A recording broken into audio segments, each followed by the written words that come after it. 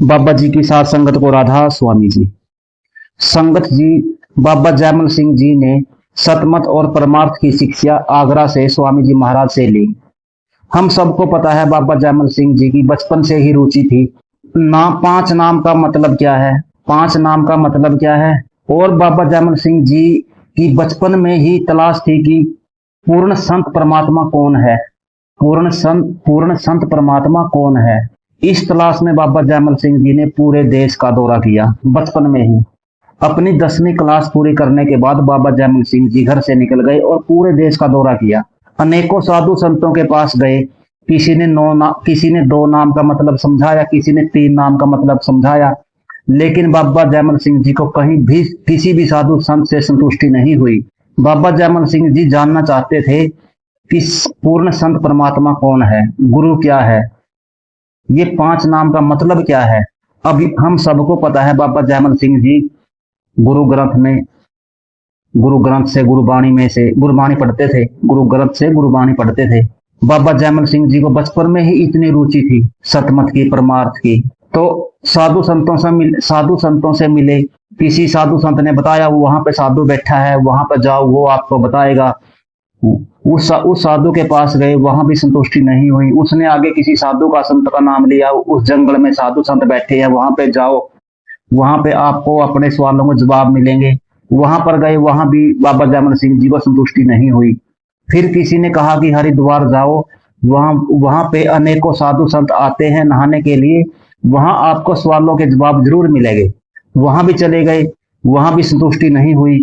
तो फिर किसी ने, एक साधु संत ने बताया कि वहां जंगल में एक साधु है जो काफी महीनों से एक पैर पे खड़े होके भक्ति लग रहा है करण, वो आपके सवालों का जवाब दे सकता है, वो आपके सवालों का जवाब दे सकता है।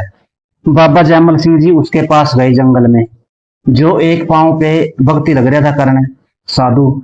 बाबा जयमल सिंह जी ने उसको कई बार पुकारा, लेकिन उसने अपनी आंखें नहीं खोली। जब बाबा जयमल सिंह जी आखिरी बार पुकार के वापिस चलने लगे तो साधु ने आंखें खोल ली और बाबा जयमल सिंह जी से पूछा, हाँ भगत, कैसे आए?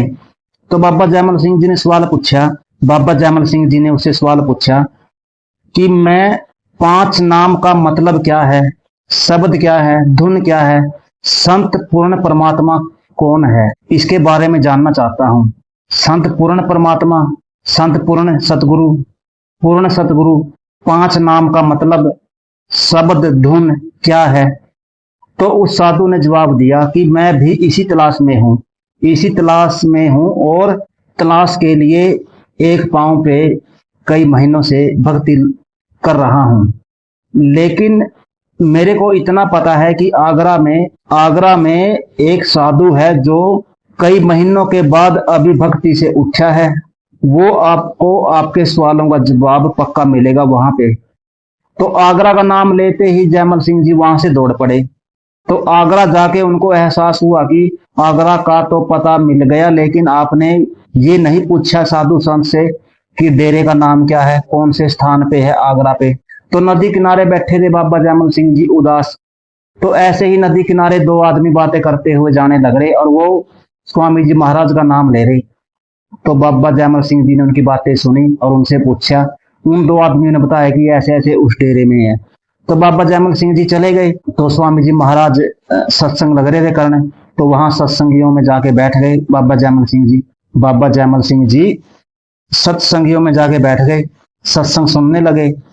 बाबा जयमल सिंह जी ने स्वामी जी महाराज को देखा और देख के अपने मन में विचार आया कि ये स्वामी जी महाराज तो मुन्ना है, मैं हूं सिख, ये मेरा गुरु कैसे हो सकता है? मैं इसको गुरु कैसे मनाऊं, मैं इसको गुरु कैसे बनाऊं? मैं सिख हूं, ये मुन्ना है। तो स्वामी जी महाराज ने बाबा जयमल सिंह जी को आवाज दी और बोला कि जयमल सिंह जी क्या सोच रहे हो? क्या मुन्ना सिख के लफड़े में फंसे हो? क्यों मुन्ना सिख के लफड़े में फंसे हो? इतनी बात सुनते ही बाबा जयमल सिंह जी तो दौड़ के स्वामी जी के पांव में जा गिरे, मत्था टेक्या। वहां से बाबा जयमल सिंह जी ने स्वामी जी से नामदान की बख्शीश ली, वहां से स्वामी जी को गुरु बनाया और स्वामी जी के कहने पर बाबा जयमल सिंह जी ने फौज में नौकरी की। बाबा जयमल सिंह जी ने स्वामी जी से कहा कि मैं सारी उम्र आपकी सेवा करना चाहता हूं, लेकिन स्वामी जी महाराज ने कहा कि मनुष्य जूनी में काम ही सबसे बड़ा कर्म है, काम ही सबसे बड़ा कर्म है और आपकी उम्र काम करने की है। तब स्वामी जी महाराज के कहने पर बाबा जयमल सिंह जी ने फौज में नौकरी की, और इस बीच बाबा जयमल सिंह जी और स्वामी जी के बीच आपने कई किस्से सुने होंगे संगत जी, कई चमत्कार सुने होंगे। एक बार की बात है, कई बार ऐसा ही बाबा जयमल सिंह जी के साथ हुआ। बाबा जयमल सिंह जी ड्यूटी देने की बजाय सत्संग सुनने के लिए चले गए, और सत्संग सुनने के बाद बाबा जयमल सिंह जी ड्यूटी देने की बजाय सत्संग सुनने के लिए चले गए, और सत्संग सुनने के बाद जब ड्यूटी पे गए और अफसरों से अक्षमा मांगी कि मैं ड्यूटी पे नहीं आ पाया, मेरे को अक्षमा कर दो, मेरे को अक्षमा कर दिया जाए, तो आगे से अफसरों ने हंस के जवाब दिया कि आप तो ड्यूटी पे आए थे, शायद आपकी रात की नींद पूरी नहीं हुई, आप तो रात को ड्यूटी पे थे। तो फिर बाबा जयमल सिंह जी ने अंदर ही अंदर सोचा कि ये काम तो ये ड्यूटी तो मेरे गुरु ने की है, मेरे गुरु ने मेरी ड्यूटी मेरे गुरु ने करी है, मेरी ड्यूटी मेरे गुरु ने की है। और स्वामी जी महाराज ने भी कई बार कहा बाबा जयमल सिंह जी से कि आपने मेरा कार्य किया, आपने आके मेरा सत्संग सुना, मैंने आपकी ड्यूटी कर दी। तो स्वामी जी महाराज बाबा जयमल सिंह जी का रूप लेके उनकी ड्यूटी किया करते थे। तो ऐसे थे बाबा जयमल सिंह जी और स्वामी जी के कई किस्से, कहानियां, चमत्कार।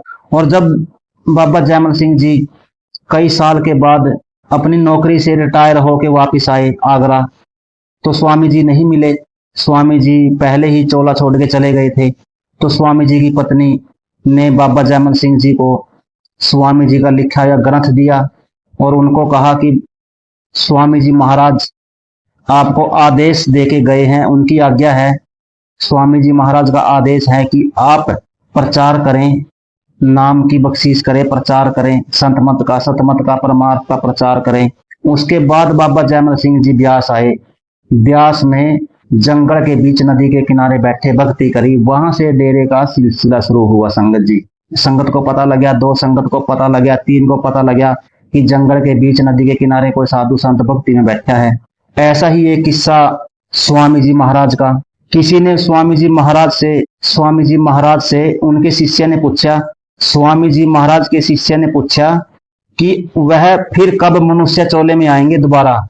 कहते हैं उन्होंने जवाब दिया कि 100 साल बाद। जब महाराज चरण सिंह जी आगरा में पहली बार सत्संग करने के लिए गए, उस समय स्वामी जी महाराज को चोला छोड़े 100 साल हुए थे, और स्वामी जी महाराज पहले ही अपने शिष्य को बोल के चले गए थे कि मैं 100 साल बाद मनुष्य जूनी में वापस आऊंगा। तो शिष्य ने सवाल पूछा था स्वामी जी महाराज से कि आप फिर कब दोबारा मनुष्य चोले में आएंगे। तो स्वामी जी ने जवाब दिया कि 100 साल बाद। तो 100 साल बाद महाराज चरण सिंह जी आगरा में सत्संग करने के लिए गए 1978 में। तब पूरे 100 साल हुए थे स्वामी जी महाराज को चोला छोड़े हुए। और बाबा जयमल सिंह जी को तो बचपन में ही इतनी रुचि थी साधु संतों में बैठने की। वो तो स्कूल की बजाय कहीं भी पता, अगर बाबा जयमल सिंह जी को कहीं भी पता लग जाता कि उस गांव में साधु संत आए हैं, या उस गांव में उस घर में साधु संत आए हैं, या उस गांव में कहीं भी साधु संत का पता लग जाता था, तो बाबा जयमल सिंह जी वहीं चले जाते थे साधु संतों के पास, वहीं जाके बैठ जाते थे साधु संतों के बीच में। इतनी ज्यादा बचपन से ही परमात्मा से मिलने की इतनी रुचि थी बाबा जयमल सिंह जी को। बाबा जयमल सिंह जी इकलौता था अपने माँ बाप का। बाबा जयमल सिंह जी इकलौते लड़के थे अपने माँ बाप के, और वो स्कूल में बहुत कम, साधु संतों में बहुत ज्यादा ही बैठा करते थे। अब माँ बाप भी परेशान हो गए, अपने एक ही लाडला बच्चा, तो उन्होंने बाबा जयमल सिंह जी को अपने नाना नानी के घर छोड़ दिया। तो वहां उनकी 10वीं कराई, और 10वीं करने के बाद तो परिवार वालों ने सोचा कि अब बाबा जयमल सिंह जी की शादी कराई जाए। शादी कराने के बाद बाबा जयमल सिंह जी की थोड़ी ये बाहर की रुचि, साधु संतों की रुचि कम हो जाएगी पत्नी आने के बाद। लेकिन बाबा जयमल सिंह जी को जब पता लगा कि शादी की तैयारी हो रही है, तो बाबा जयमल सिंह जी वहीं से घर से निकल गए और पूरा देश का दौरा किया। वो मैंने संगत जी आपको पहले बताया कि कैसे पूरा देश का दौरा किया, साधु संतों से मिले। एक साधु संत ने बताया, दूसरे साधु संत के पास जाओ, वहां से आगे जाओ, अनेकों साधु संतों से मिले, पूर्ण सतगुरु की तलाश में, 5 नामों की तलाश में। 5 नामों का मतलब क्या है, शब्द धुन क्या है, इन सब की तलाश में। और आखिर में जाके बाबा जैमल सिंह जी को आगरा में स्वामी जी महाराज से संतुष्टि मिली।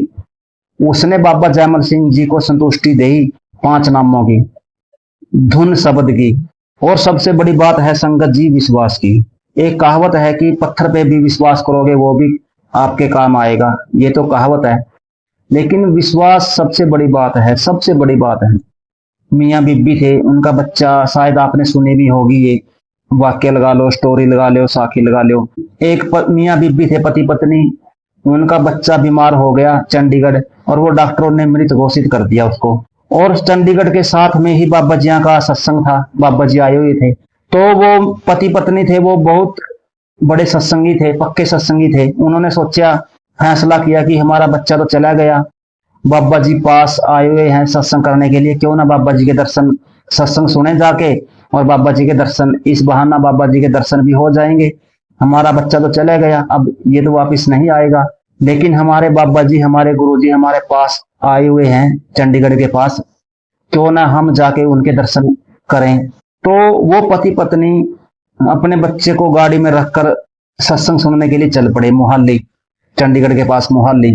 तो गाड़ी को पार्किंग में खड़ी करके वो सत्संग सुनने के लिए पंडाल में चले गए। पीछे से जो बच्चा गाड़ी में था, मृत बच्चा, वो उठ गया और उठ के रोने लग गया। तो सेवादारों का ध्यान पड़ा कि बच्चा गाड़ी में लॉक है और रोने लग रहा। तो सेवादार गाड़ी के पास गए, उन्होंने देखा गाड़ी लॉक है, तो उन्होंने अनाउंसमेंट करी कि इस नंबर की गाड़ी पार्किंग में, इस नंबर की गाड़ी खड़ी है, उसके अंदर बच्चा है और गाड़ी लॉक है और बच्चा रोने लग रहा है। तो जो वो पति पत्नी थे, उन्होंने वो अनाउंसमेंट सुनी। जब अनाउंसमेंट को सुना पति पत्नी ने, और कि ये गाड़ी नंबर तो हमारा है, जब उस पति पत्नी ने अनाउंसमेंट सुनी और उनको पता लगा कि ये गाड़ी नंबर सेवादार बोल रहे हैं, ये तो गाड़ी नंबर हमारी है और गाड़ी में तो हमारा बच्चा था, वो दौड़ के गाड़ी के पास गए। सेवादारों ने उनसे पूछा कि ये बच्चा किसका है, आप किडनैप करके लेके आए हो? तो उन्होंने कहा कि ये बच्चा हमारा है। तो सेवादार नहीं माने, ये तो जायज सी बात है कि अपना बच्चा को कौन गाड़ी में लो करके जाएगा, वो भी इतनी गर्मी में। तो सेवादार नहीं मानने कि तुम्हारा बच्चा होता तो तुम गाड़ी में लो करके क्यों जाते। तो उन्होंने बहुत समझाया सेवादारों को। उसके बाद उन्होंने डॉक्टरों की मेडिकल रिपोर्ट दिखाई, वो सारे के सारे कागज जो डॉक्टरों ने दिए हुए थे वो सेवादारों को दिखाए कि हमारा बच्चा है, ये हम चंडीगढ़ से आए हैं, हम चंडीगढ़ से आए हैं और ये बच्चा डॉक्टरों ने मृत घोषित कर दिया था इसको। तो हम यहाँ बाबा जी आए हुए थे चंडीगढ़ के पास, तो हम यहाँ बाबा जी के दर्शन करने के लिए आए हैं। और जब वो डॉक्टरों की रिपोर्ट देखी सेवादारों ने, अफसरों ने, तब उनको तसल्ली हुई। और ये थी उनकी सच्ची भक्ति। जो पति पत्नी पक्के प्रेमी थे, पक्की बाबा जी के पक्के सत्संगी प्रेमी थे। ऐसे संत परमात्मा ऐसे दया मेहर करते हैं अपने, जो सच्चा दिल से मानता है। अभी मैंने थोड़ी देर पहले बात करी थी, एक कहावत कि पत्थर पे भी विश्वास करोगे तो वो भी साथ देगा। के सत्संगी थे बाबा जी के, और देखो इनको, फिर वो बच्चा अभी डेरे में सेवा करता है कैंटीन में। कई वाक्य है ऐसे संगत जी, कई चमत्कार, कई वाक्य हैं। सबसे बड़ी बात है विश्वास की। ऐसी ही बात मेरे को एक याद आई, मेरे फादर जी सुनाया करते थे। ये जैसे अब ये कलयुग है, कलयुग, वैसे बाबा जी तो इसको, एक हमारे पास पुरानी बुक थी डेरे की, मेरे फादर जी की लेके आई हुई, बहुत पुरानी बुक, बाबा जैमल सिंह जी के टाइम की, बहुत पुरानी पुस्तक है। उस पुस्तक में बाबा जैमल सिंह जी, सावन सिंह जी ने सब कुछ लिख रखा है, एक एक बात खुल के लिख रखी है। हम इसको कलयुग बोल देते हैं, लेकिन उसमें इस कलयुग को नाम दे रखा है काललोक। इसका सही नाम है काललोक, जिसको हम कलयुग बोलते हैं। उस किताब में, उस किताब का नाम के पहले 2 या 3 पेज फटे हुए हैं, उसका नाम नहीं मेरे को मालूम लग गया किस नाम की बुक है। उस बुक में, बहुत पुरानी बुक है, बाबा बड़े महाराज सावन सिंह जी के टाइम की। उस बुक में एक एक बात, ब्रह्मा विष्णु शिव जी, ये काललोक जिसको हम कलयुग बोलते हैं, इसमें इनका क्या मतलब है, ये भी भगवान है, इनकी भी ड्यूटी लगी हुई है।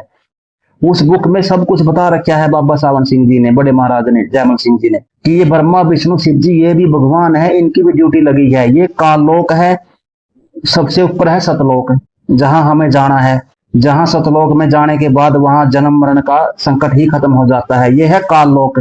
इसमें अच्छे कर्म करोगे, अगले जन्म में अच्छी मौज मिलेगी, अच्छे बड़े घर में पैदा होगे, अच्छी मौज मस्ती में, पाप करोगे तो उसकी आपको सजा मिलेगी। इसमें कर्मों का, इस काल लोक में कर्मों का हिसाब किताब किया जाता है, ये है काल लोक। तो ऐसी ही एक विश्वास, मैं अभी बात कर रहा था सबसे बड़े विश्वास की, तो ऐसी ही एक मेरे को याद आया, मेरे फादर जी ने बताया था, वो सुनाते थे कि विश्वास।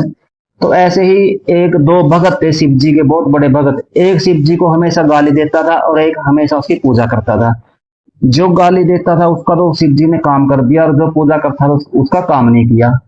जो पूजा करता था उसका शिव जी ने काम नहीं किया, जो गाली देता था उसका शिव जी ने काम कर दिया। तो पार्वती ने शिव जी से पूछा कि ये आपने ये क्या किया? जो आपको गाली देता है उसका आपने काम कर दिया, जो सारा दिन आपको पूजा करता है उसका आपने काम नहीं किया।